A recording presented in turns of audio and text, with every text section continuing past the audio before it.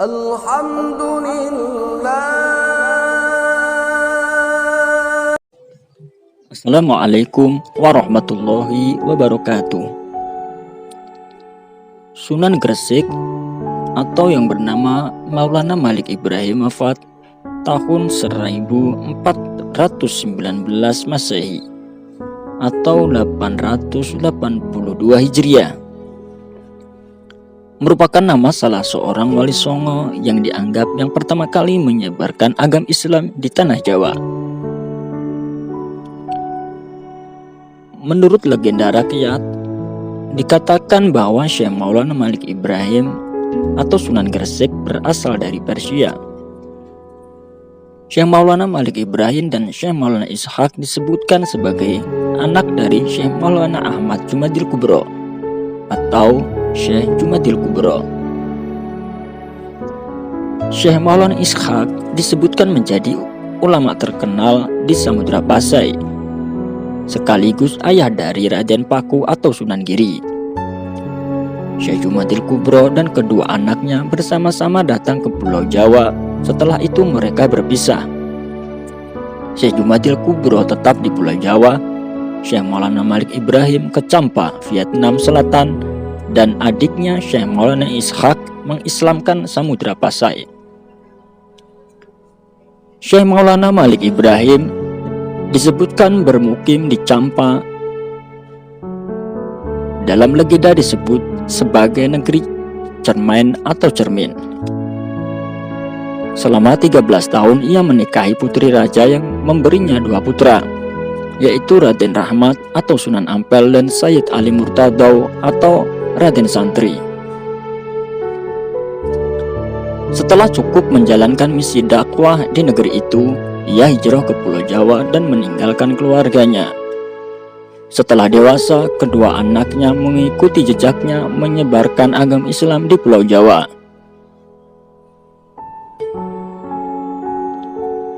Karomah Sunan Gresik menurunkan hujan. Pada saat mengembara di suatu wilayah yang sangat amat panas dari kejauhan, ia melihat kerumunan banyak orang. Orang-orang di situ mengelilingi panggung batu-batuan. Di atas batu-batuan itu, terdapat seorang gadis berpakaian putih yang diapit oleh 2 orang lelaki berbadan besar dan bengis. Memegangkan tangan sang gadis yang sembari meronta-ronta. Di situ juga ada seorang pendeta yang sedang membacakan mantranya. Si pendeta akan memulai upacaranya dengan memegang pisau. Di tengah-tengah upacara itu, Sultan Maulana Malik Ibrahim datang menghampirinya.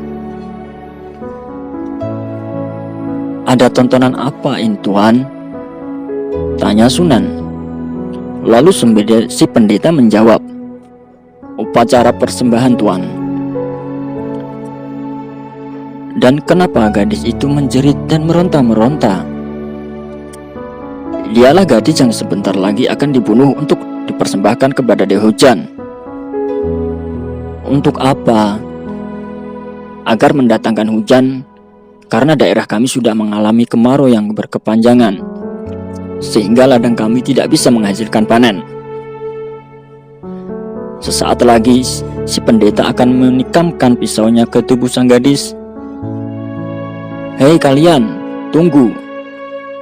Jangan dibunuh gadis itu," ucap Sunan Maulana Malik Ibrahim. Lalu Sunan memohon agar upacara ini diberhentikan. Akan tetapi kedua orang laki-laki berbadan besar langsung menyergap Sunan Maulana Malik Ibrahim untuk ditangkapnya. Namun, baru beberapa langkah saja kaki mereka berdua lumpuh tidak bisa bergerak. "Maaf tuan-tuan, semuanya, kami ingin membantu kalian," ucap Sunan Maulana Malik Ibrahim. Lalu dibantah oleh sependetanya. "Ah, omong kosong. Kalian tidak mungkin dapat membantu kami. Kami memerlukan air hujan." Lalu Sunan berkata kepada orang-orang di sekitarnya, "Sudah berapa korban yang dibunuh?" "Ini korban yang ketiga, Tuan," ucap orang-orang di situ. Apakah hujan sudah turun? Belum Tuan, ucap orang-orang di situ.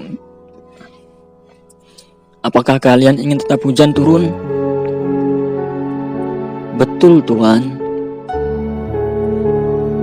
Kami sangat membutuhkan air hujan, ucap orang-orang secara serempak. Baik, insya Allah Tuhan akan menolong kalian, ucap Sunan Maulana Malik Ibrahim. Sunan Maulana Malik Ibrahim bersama kelima muridnya menghadap ke kiblat, melakukan sholat sunnah istiqa, yaitu memohon hujan 2 rakaat.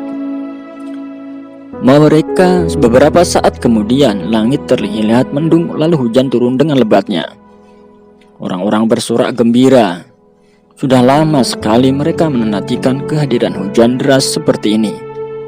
Bapak-bapak, ibu-ibu sekalian, berhentilah bersorak-sorak dan menari. Tenanglah, mari kita bersama-sama mengucap syukur Alhamdulillah, ucap Sunan Maulana Ibrahim. Lalu Sunan berkata, jangan berterima kasih dan menyembah-nyembah kepadaku, karena hujan yang turun ini adalah kehendak Allah. Lalu orang-orang tersebut diajarkannya mengucap 2 kalimat syahadat dan masuk agama Islam.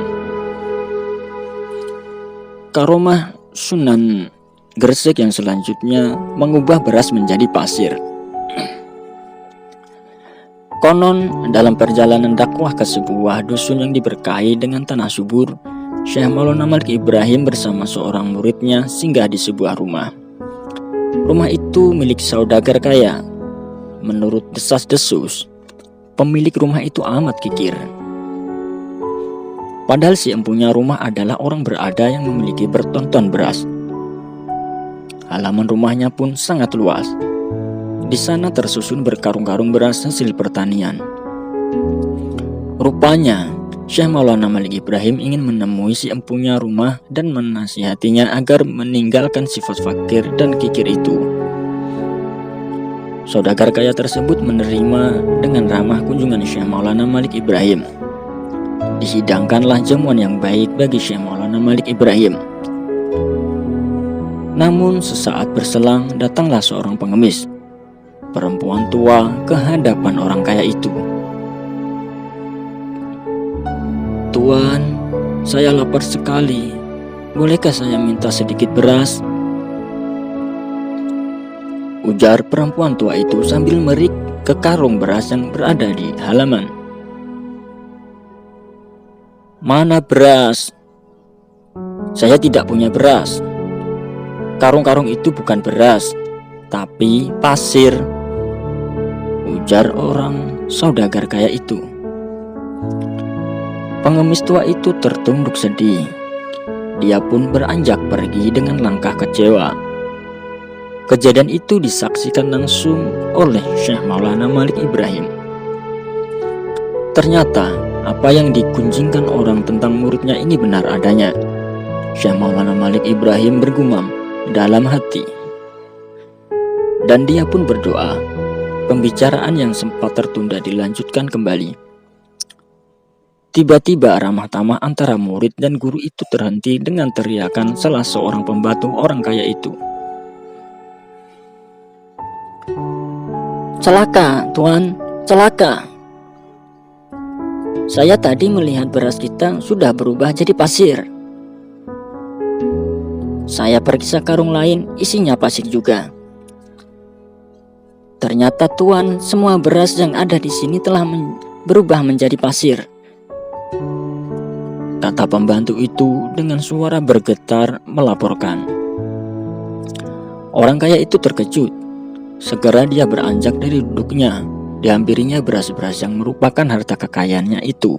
Ternyata benar, beras itu telah berubah menjadi pasir. Seketika tubuh orang kaya itu lemas. Dia pun bersimpuh dan menangis. Syekh Maulana Malik Ibrahim lalu menghampirinya. Bukankah engkau sendiri yang mengatakan bahwa beras yang kau miliki itu pasir? Kenapa kau kini menangis? Syekh Maulana Malik Ibrahim menyindir muridnya yang kikir itu. Maafkan saya, Sunan. saya mengaku salah. Saya berdosa." Si murid meratap bersimpuh di kaki Syekh Maulana Malik Ibrahim. Syekh Maulana Malik Ibrahim tersenyum. "Alamatkan maafmu kepada Allah dan pengemis tadi.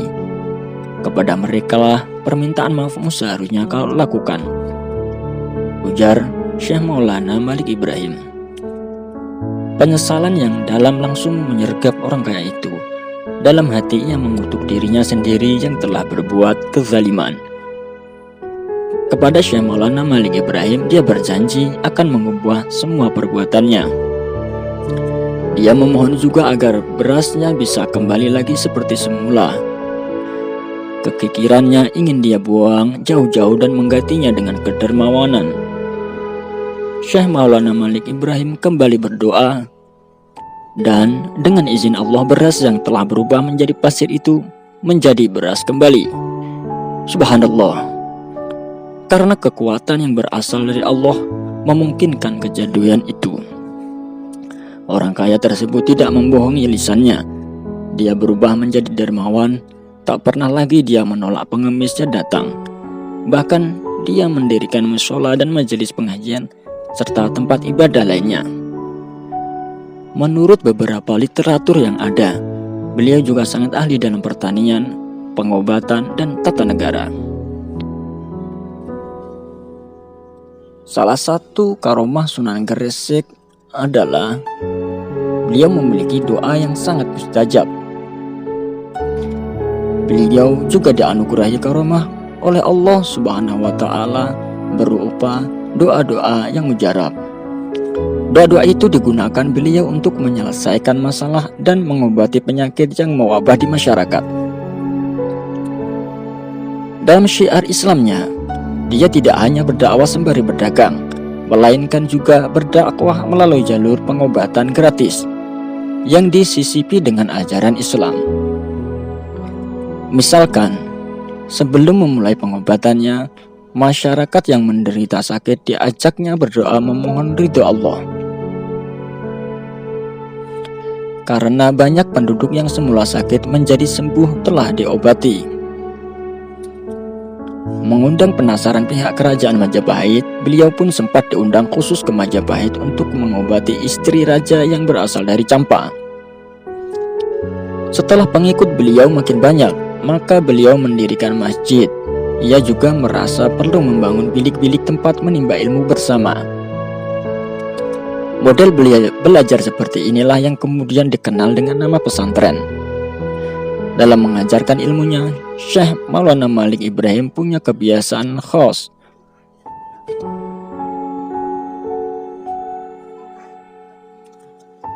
Yaitu meletakkan Al-Quran atau kitab hadis di atas bantal.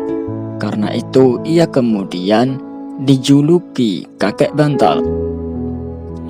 Beliau waktu itu bukan hanya berhadapan dengan masyarakat Hindu, melainkan juga harus bersabar terhadap mereka yang tak beragama, maupun mereka yang terlanjur mengikuti aliran sesat. Juga meluruskan iman dari orang-orang Islam yang bercampur dengan kegiatan musyrik. Caranya, beliau tidak langsung menentang kepercayaan mereka yang salah itu, melainkan mendekati mereka dengan penuh hikmah.